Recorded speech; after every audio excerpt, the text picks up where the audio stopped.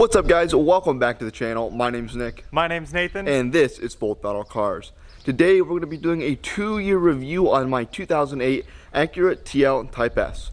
Before we jump into that though, we are going to give it a quick wash because it has been pretty muddy here recently. Lots of rain, as you can tell. It is extremely dirty. So we're going to give that a quick wash before we jump into the review.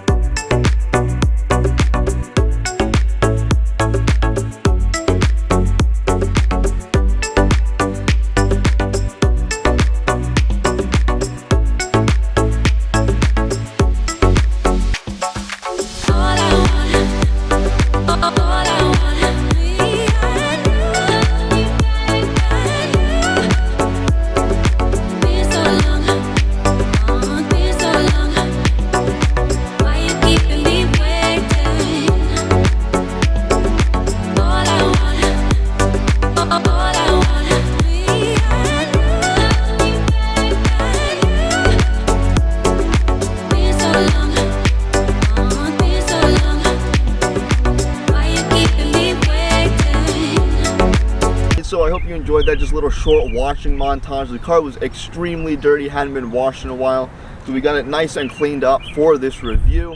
But before we jump into that, if you are new to the channel, be sure to go down, drop a like and subscribe, share the channel, help us to hit 5,000 subscribers. But with that said, we'll jump right into this review. Alright guys, so to start things off, if you are new, don't know a whole lot about this car, it is a 2008 Acura TL Type S. This came with a 3.5 liter V6 with VTEC putting out 286 horsepower as well as 256 foot-pounds of torque. Coming over here to the side, you can see some of the differences between this and the base model TL.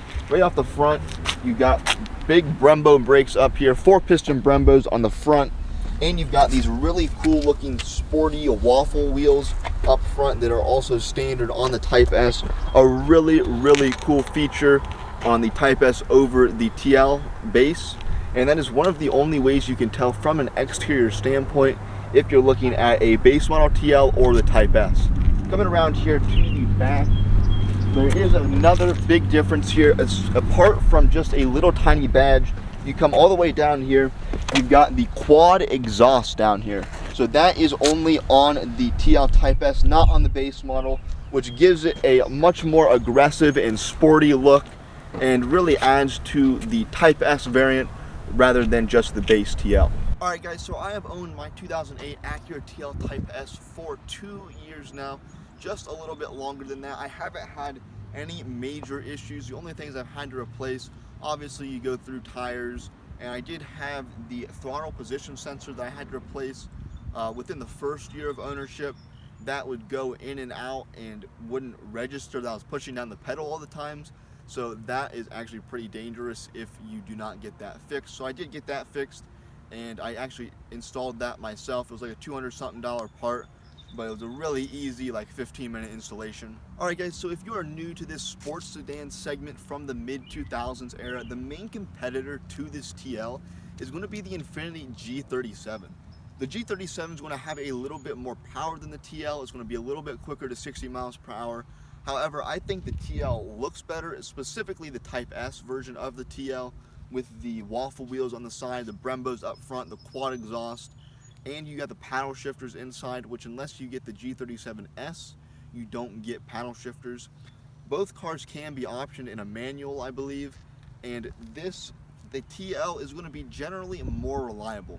Both cars are going to be pretty reliable overall. However, Honda is one of the best known brands for reliability, which again, Acura is just the premium version of a Honda. All these parts under here are basically shared with the Accord or other Honda models from the same era. Alright guys, so one thing I have been told several times, I should get an A-spec lip. And yes, I really want to get an A-spec lip. I've been thinking about it here. You cannot get the carbon bronze pearl from the factory anymore, from the dealer. You have to buy it on the secondhand market, which means they are extremely expensive, up there around the $1,000 range for one in the carbon bronze pearl color. However, I believe you can buy them at the dealer in white and black, which I'm considering getting one in white or black and having it resprayed carbon bronze pearl, because that is going to be a significantly cheaper option. From the dealer, I believe these are right around $300, so definitely under that $1,000 mark. But hopefully that can be coming soon. I'm thinking about that still. One other thing that would be cool sometime in the future, maybe get an exhaust. But other than that, I really don't have any plans for this car for the future. Alright guys, so looking around at the price range, this car here has a roughly 100,000 miles on it, just under right now. With that kind of mileage, and you definitely want to check, if you're looking for one, that it's had the water pump and the timing belt service. That is due every 100,000 miles and is a pretty expensive service, as it is an engine out service that you have to perform. That is really the main expensive service for this car. So when you're looking at one, especially if it's around the 100,000 mile area, you want to make sure it has been done. Otherwise, you're going to want to knock down the price of whatever you're looking at. But in this price range, you're going to be talking right around that $10,000 area for one with 100,000 miles or less, possibly more, like in the 10 to 12,000 area even. Very low mileage ones can go for even up to 14 or 15,000. There was one that sold at auction that was a manual that actually sold for over $20,000. Alright guys, so that's going to do it for the outside of the car. We're going to jump to some driving impressions on the inside. Alright guys, we'll get you a little acceleration here, running through the gears a little bit with the paddles.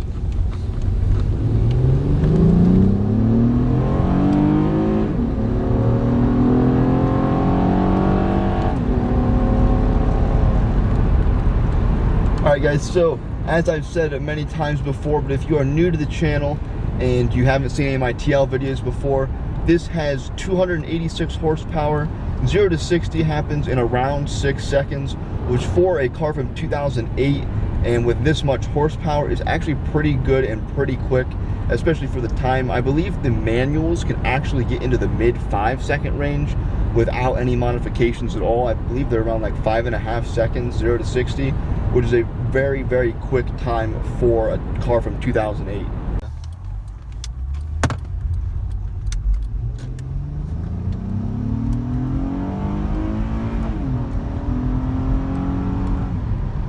Alright guys, so in the approximately 2 years I've driven this car, I believe I have put a little bit over 15 or 16,000 miles.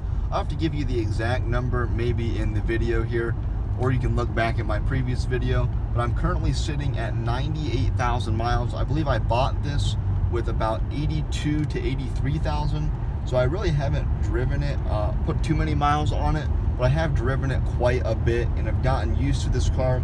It's got very tight handling, very good brakes, very good pickup and go for less than 300 horsepower, which in today's day and age, 300 horsepower in a performance sedan even sounds like not enough. The new TLX Type S is going to have about 355, I believe. So 12, 13 years ago in 2008 when this thing came off the line, it was still very quick for having less than 300 horsepower. Alright guys, just to touch a little bit of my driving impressions from the car, we've got a very quick, nice, tight response in the steering. You can definitely take this thing around corners. It does very well in there. It is front wheel drive, so there is a good bit of torque steer when you're driving the car, as with any front wheel drive car with a good bit of power. The seats are very comfortable. They've got these big side bolsters on the sides as well that most people fit in fine. I fit in fine. Nathan fits in them fine. He's a lot bigger than I am, but they're very nice if you're going around some twisty roads, and they really do hold you in place well.